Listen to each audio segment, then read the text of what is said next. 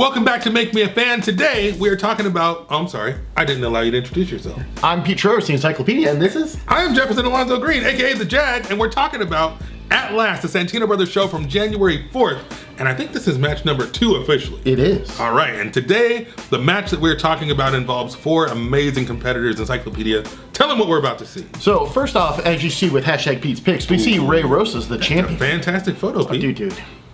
Yeah, but Ray Rosas is amazing. Absolutely. I mean, say what you want about anybody on the world, but you say something bad about Ray Rosas, you're getting a left hand from the Jag. He is prolific and gifted. Not only is that, but he's a dedicated worker. The guy wrestles literally every week. Yeah. He's killing it. Oh yeah, and he's just intensity. Yeah, so good. So he came to the ring with Che Cabrera and Rico. Yep, Rico Dynamite they call him, and Rico and Che were 2 big, strong-looking dudes that had Ray's back. Ray talked a little bit of trash on the mic, and next thing you know, well, I mean, Ray kind of, I guess it kind of set up the match later, of course, but Ray is an interesting man because he can go from dancing and getting one shoved down his pants to drinking and wrestling with the leftovers to just being an all-around heel at the SantinoBros show. Yeah. The guy is versatile, okay? 100%. He's prolific and gifted. He can do it all, literally all. And I'm frankly pissed off, to be honest, that he has not been signed by anybody.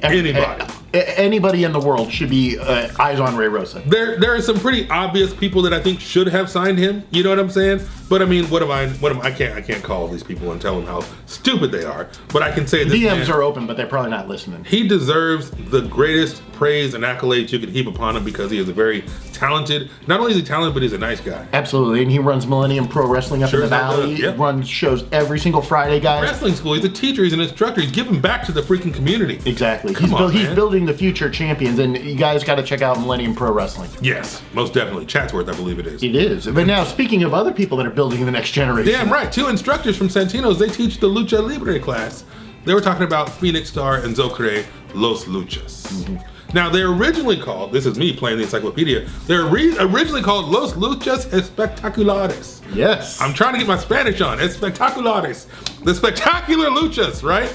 But most people couldn't pronounce the they couldn't pronounce it, which is why they're just Los Luchas. Exactly. But they are prolific and gifted. These guys are seasoned veterans, and they are an amazing tag team. They have amazing chemistry, and I love to watch these guys wrestle. Look at this. Hell yeah, it's a fantastic photo. Pete, what do you think about Los Luchas? I love these guys. These guys have had hell of matches, amazing matches last year at Bar, especially starting in that summer. When you showed up, you saw Orange Cassidy, but then you also saw Los Luchas wrestle the Lucha Brothers. Oh, yes. All I know is these guys are prolific and gifted. You can see Izyk in the background getting ready to do his job. And this was a fantastic match. There's a lot of back and forth, some really cool spots. I mean, these guys are about the same size, I would say, but the Latino Meat Rico Dynamite team, I felt like had a little more mass on them. Oh, for sure. They definitely had the muscle. Los Luchas were flying across the ring the whole entire time. I mean, just another great one of Phoenix Star in there, and Zokre's now in with Che. Yeah. I mean, this is such a great match. It's so much back and forth. Look at those chops. Oh yeah. No, brutal. It's serious. I mean, yeah. You cannot mess with Los Luchas. They will. Look at Zokre. He's like, woo!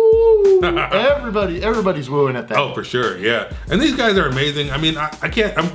We talk about these guys all the time because they're staples at Bar. You know what I mean? I don't know if I can say anything new about them, but this was most definitely new. They went for a double sunset flip, and in doing so, they started to pull down the trunks of Latino Meat and Rico Dynamite. So we saw full moons that night. There are a couple of full moons out, and I was actually kind of nervous because I don't want to see too much, you know? Right. I felt like they're coming down a little too much, and I was like, oh. And then, of course, Los Luchas on that Tope Suicida. Of course, yeah. Stereo ones, yeah, just great match. Yeah, fantastic match.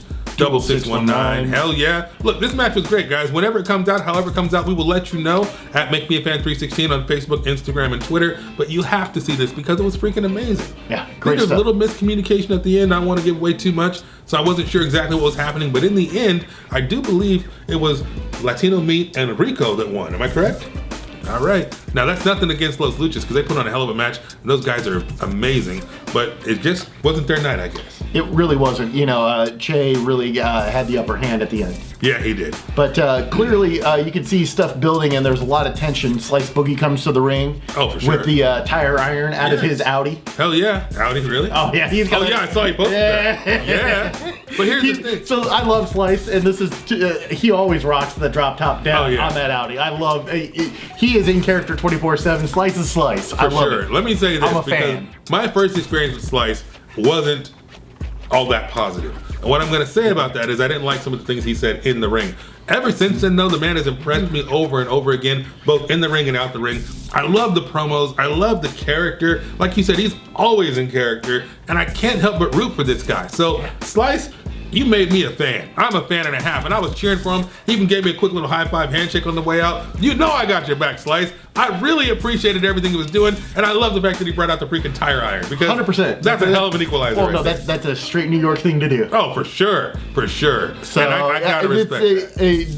This was great stuff. This is, again, building towards that main event where we have Ray Rosas versus Slice Boogie for the Santino title. Storytelling, guys. Storytelling, yeah. Hell of a match. I think it was exciting, and we're going to, of course, talk about that in a couple of days. But tomorrow, we're talking about a different match. And if I'm not mistaken, I think we're talking about a certain... Well, what are your favorites? Am I right? 100%. Queen Bey. Queen Bey. Heather Monroe is going up against... Uptown Andy Brown. Uptown Andy Brown. Uptown Andy Brown.